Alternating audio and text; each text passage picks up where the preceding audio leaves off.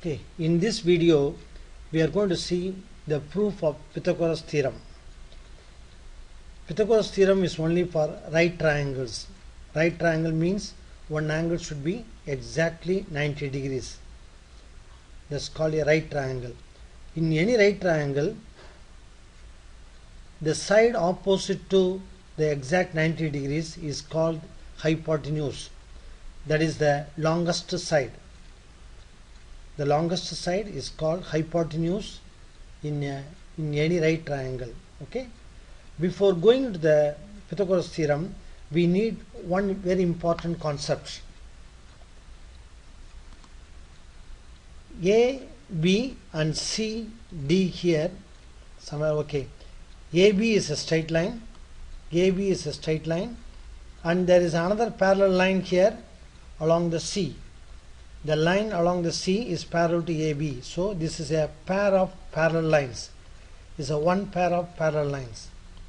I have drawn a parallelogram PQRS within the two parallel lines. PQRS is a parallelogram. I can move in any manner here. PQRS is a parallelogram. It's a parallelogram. The area of the PQRS is 19.8. I can change the area. When you change the size, the base of the parallelogram, you know what is the area of the parallelogram? Base times the height. The height means distance between the parallel lines. The height means distance between the parallel lines. That means this one. The distance between the parallel lines. This is called the height of the parallelogram. Height of the parallelogram. Okay. The base PQ times the DE is the area of the parallelogram. I can change the area as soon as I change the base, because the height is not changed. The height is already fixed. If you change the height, then I have to move the point C. Then the height will be changed. Okay. So this is a PQRS is a parallelogram of 19.5. When I move the point S within the parallel line, the area never change. You see that? Area doesn't change. So area of parallelogram within two parallel lines are always equal. Even if you change the direction here, so still it's a parallelogram. The height remains same, the base remains same. Base times height. So I can move like this. If I move like this, if the parallelogram moves within the two parallel lines, the area never changes. Even though the shape is changed, the shape is moved. The shape is moved, but the area doesn't change. Maybe one more example here like this. The area changes now. Now I am moving, the area doesn't change. When I change the base or the height, the area changes. The height changes, area changes. The base changes, area changes. But when I within the parallel lines, if I move the top vertex, the top edge, there is no change in the area of the parallelogram. Okay. So within the two parallel lines we can move. It's a very, very important concept. I am going to use this concept while proving the Pythagoras theorem. Okay. Are you ready for Pythagoras theorem now? Okay. Now look here. It's a right triangle. This is a right triangle. This angle is exactly 90. So the opposite side is the hypotenuse. So this is the square on the hypotenuse. You know what is the area of a square? Side times side. Both are equal. It's a square. It's a square on the hypotenuse.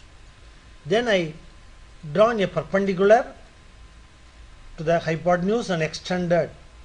So this square is divided into two rectangles. This square, the hypotenuse square, is divided into two parts. Now I am going to move the blue one.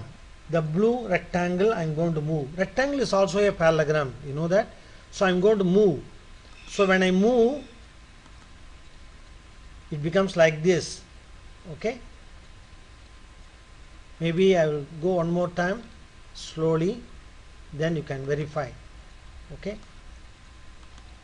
Okay, now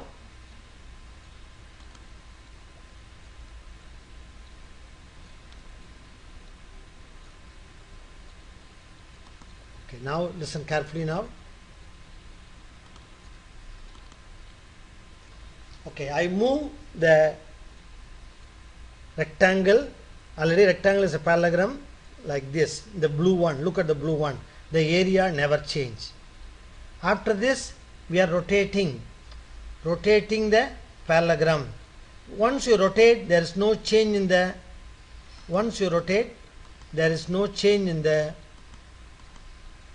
area of the parallelogram. Once you rotate, after this again changes. See the next one. Maybe I will go one more time for you, this time more clearly. Okay, I am rotating now, rotating the parallelogram. Once you rotate, the same parallelogram is there. Now within another two parallel lines, these are the two parallel lines. Within the parallel line, I am going to move the blue one. Once I move, the area never change. Okay, the same way here I moved the parallelogram, the rectangle into another parallelogram here, same area within the two parallel lines, within these two parallel lines. Now rotating about that point,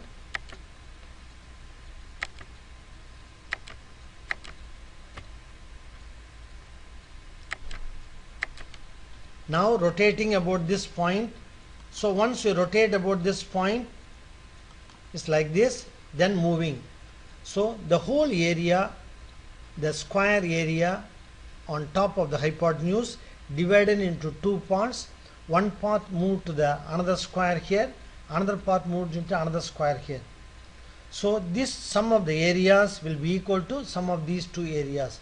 The square on the hypotenuse is equal to sum of the squares of the other two sides. The square of the hypotenuse is equal to sum of the squares of the other two sides. Okay, maybe look carefully here. This moved, rotated, again moved, same, moved, rotated, then now moved. Okay, so the square of the hypotenuse in any right triangle, the sum of the squares of the two sides, these are the two sides, is always equal to the square on the hypotenuse. This is the Pythagoras theorem. I think you have seen the theorem clearly, visually, right? The converse also true. In any triangle, if the sum of the squares of any two sides is equal to the square of the longest side, then it will be a right triangle. The converse says, in any triangle, if the sum of the squares of any two sides is equal to the square of the longest side, then the triangle will be a right triangle. This is called converse of the Pythagoras theorem. Both true.